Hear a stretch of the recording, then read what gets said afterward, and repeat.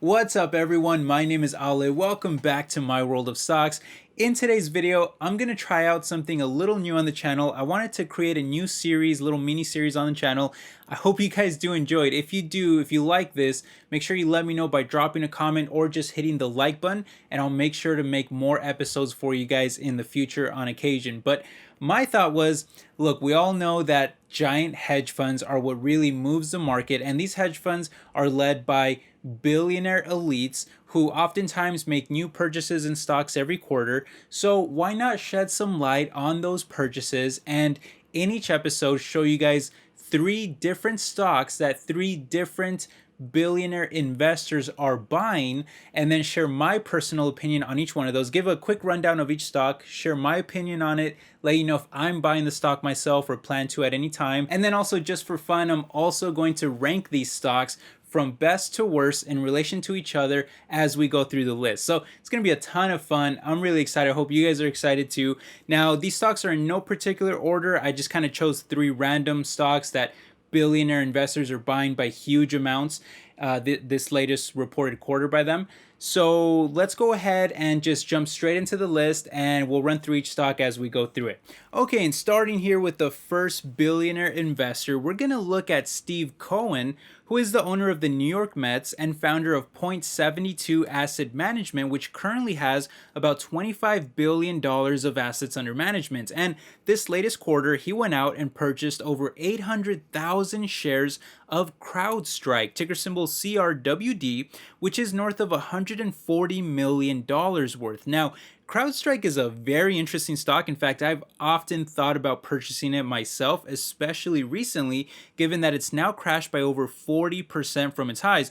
And the reason I like them is because they're a cybersecurity specialist, which I think is a fantastic market to be in long term. In fact, it's expected to more than double in size from around $140 billion last year to almost $300 billion by just 2027 alone. For reference, CrowdStrike only did less than $1 billion in sales all of last year. That means they have gigantic room for expansion, and it's already led to some very nice growth rates for them, with last year seeing revenue jump by over 65%. However, the issue is that this revenue growth is slowing down to the 50 and 30% ranges in the next couple years respectively, which is likely due to the horrible macro economy that is already in recession and may even experience another one next year. And so therefore a lot of companies may not be, investing as much or spending as much money on maybe services like cybersecurity, and this is at a time when CrowdStrike is still struggling themselves just to become profitable on a GAAP basis, with over a $200 million loss last year alone.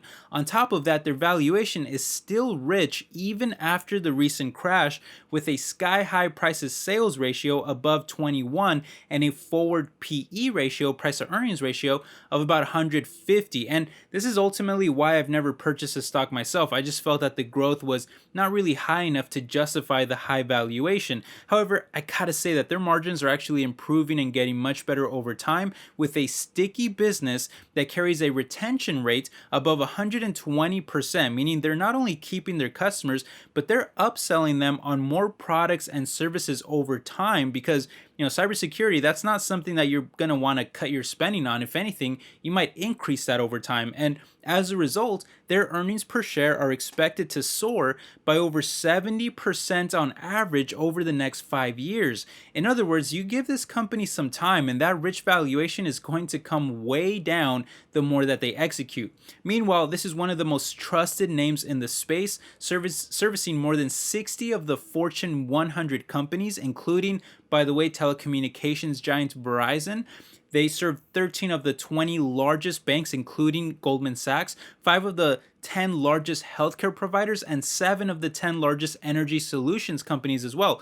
Overall, I love this company, and I think the stock will perform pretty well over the long term. So I don't see any issue with investors choosing to bet on it. However, even after the crash, the valuation is still pretty rich as they struggle with that GAAP profitability. So I'd rather wait to see if it happens to fall a bit more before I pull the trigger on it, because I just already personally own way too many unprofitable spec stocks as it is. But I'll go ahead and rank them in the middle for now at number 2.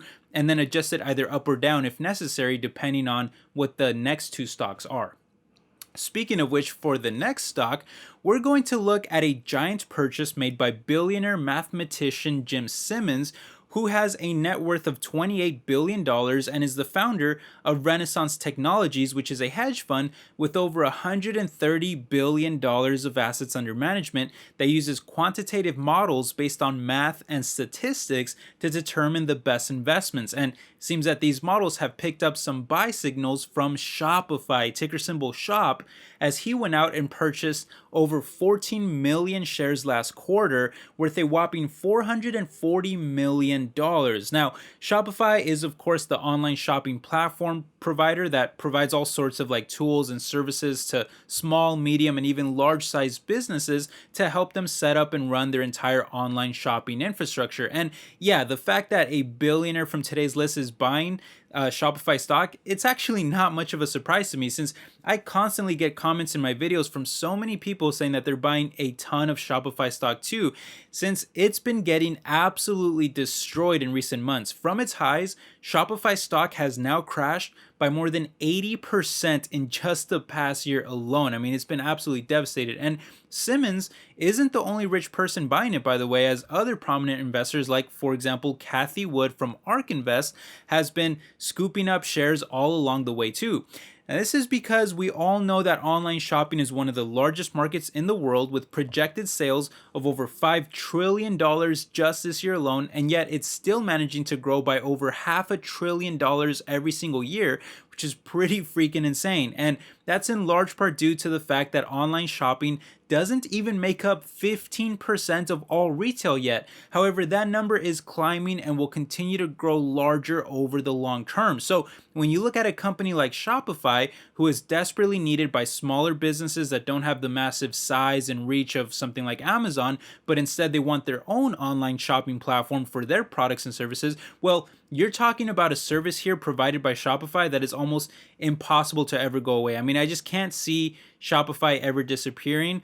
Their service is one of the absolutely most important functions, I would say, in the whole, like online shopping, broader market. And so far, it's been helping them grow both their sales and profits by giant amounts every year, which was, of course, fueled even further by the pandemic because of all the shopping that was being done from home.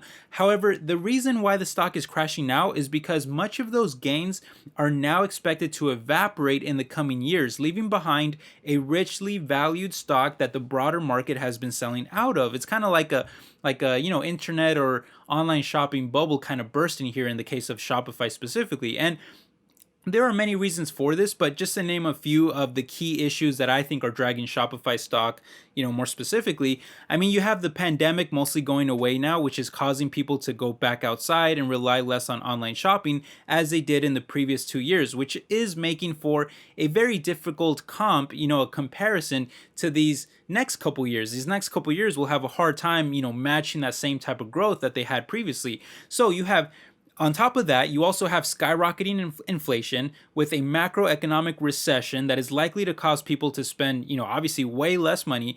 And you have a market here that, despite Shopify providing an amazing service on their own, there isn't really much of a barrier to entry for it. It's something that can definitely be replicated as long as you have enough capital to spend. And the result is that we're seeing a lot of rising competition, like, for example, WooCommerce, who even offers a free version of their platform, similar to Shopify, but a free version. And that's helped them actually gain even more market share than Shopify at 26% versus 23%. You also have growing pressure from Wix and Squarespace trying to steal market share.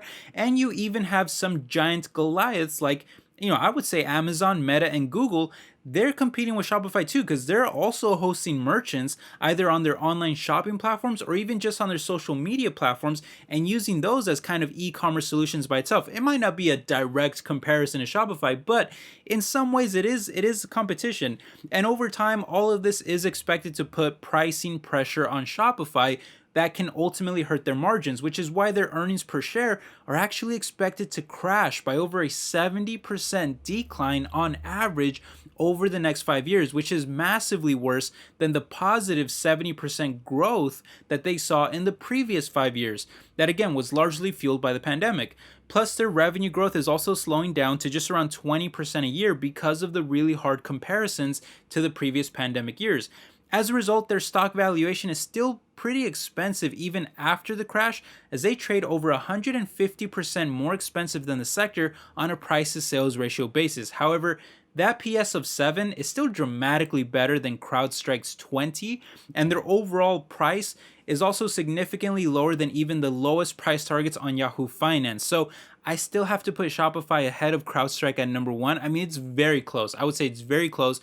I like both companies a lot, but I don't personally own Shopify myself because I feel that I already get enough exposure to online shopping through Amazon and even Meta. But even besides that, I completely understand why others would choose to buy Shopify at these prices, and also CrowdStrike as well. And I think over the long term, the comp years will eventually be left behind, and I think investors will start to see the underlying value of Shopify once again. Even the rich valuation is something that has always been really attached and associated with Shopify. So good luck trying to get it on like a really cheap valuation. I don't think that's gonna ever really exist for Shopify. I think you have to look at it more so on big overall dips in the stock price itself, and those are probably the better buying opportunities long term. Again, I really like Shopify, I really like CrowdStrike, but I would say Shopify maybe just slightly ahead of CrowdStrike. Okay, that's going to leave us now with the third and final stock of the list. And for this one, we're going to look at a purchase from one of the richest, most famous billionaire investors in the entire world, and that is Ray Dalio, who has a net worth of almost $20 billion and is the founder of Bridgewater Associates, which is also considered to be one of the largest hedge funds in the world with $140 billion of assets under management last year. And this most recent quarter, Ray went out and purchased almost 2 million shares of CVS Health, ticker symbol CVS, which was somewhere around $180 million worth. Now, CVS is an interesting one because they still generate the bulk of their sales from brick and mortar retail, which is a market that I've been avoiding like the plague because of the rise of online shopping and the subsequent retail apocalypse that's been happening. However, CVS may be an exception to that, as they sell primarily medicine and other health-related products that tend to be purchased in person through the pharmacy, and they also have clinic services and all kinds of other things. And this is an area of the market that I think will always be needed even during economic downturns, because people can't really avoid ever getting sick or needing health-related products and services. Thus, their sales have actually performed quite well through the years, doing hundreds of billions of dollars on consistent growth of mid-single digit percentages. And they're also solidly profitable too, and grow their earnings per share by around the same rate as well, which has in large part benefited from higher growth and cost synergies coming from their 2018 acquisition of health insurance company Aetna, who's given them access to tens of millions more members that are now within the CVS ecosystem and can easily be targeted for additional products or services back and forth. Unfortunately, for anyone not already in the stock though, that strong performance hasn't really caused a large dip in the stock recently, like we've seen with so many other stocks across the market that have suffered greatly. In fact, year to date, CVS is only down by a couple percentage points during one of the worst, market downturns that we've seen in recent history. Valuation-wise, though, CVS has always been a relatively cheap stock and continues to trade significantly lower than the sector. They also pay a nice little dividend of around 2% to help complement the slow-moving stock a little, which is only up about 25% over the past 5 years. But for me, that's just too slow moving of a stock, and the dividend just isn't really high yield enough to make up for it. And as much as I like the business, I have to admit that there are still a few reasons to be cautious of them over the long term. To give you some examples, just some things to consider. We know that online giants like Amazon have been pushing further and further into pharmaceuticals in recent years. And on the health insurance side of things, well, you of course have the growing threat from Democrats that want to implement a Medicare for all system that would likely damage most private providers, depending on how it's structured though. But it is something to think about. Ultimately though, I still think that investors in CVS will most likely be fine through all of this, because the healthcare fears, I think much of that is a lot more complex than they might seem. and it would likely be difficult to pass Medicare for all in a very major way that completely destroys, the private insurance market. I think there'd be some give and take, and it might be implemented in several different ways. But even on the rising threat of Amazon too, I think CVS has done a pretty good job of fending them off by strategically partnering with Target to not only place their own shops within Target stores, but Target is even helping them ship out pharmaceuticals to customers so that they get them delivered right to their doorstep, just like Amazon would. So it's been a really, lucrative, very beneficial partnership for CVS. And overall, I just think that CVS, I think here it's probably a decent enough play. It's probably always going to be a safe stock to buy, and especially on larger dips. But right now, I just don't see them as all that exciting or anything that I feel compelled to own. So I'm actually going to put them in the last place at number 3, since I know for sure that I'm probably never going to be buying CVS stock. It's just a little too boring for me. Anyway, that's going to do it for this episode. I put Shopify at number 1, CrowdStrike at number 2, and CVS at number 3. I honestly like all 3, and I really like Shopify and CrowdStrike, but I don't really plan on buying any of them at this time.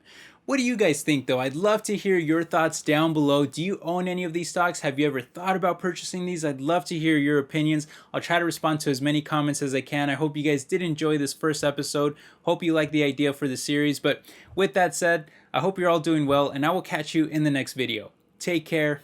Bye-bye.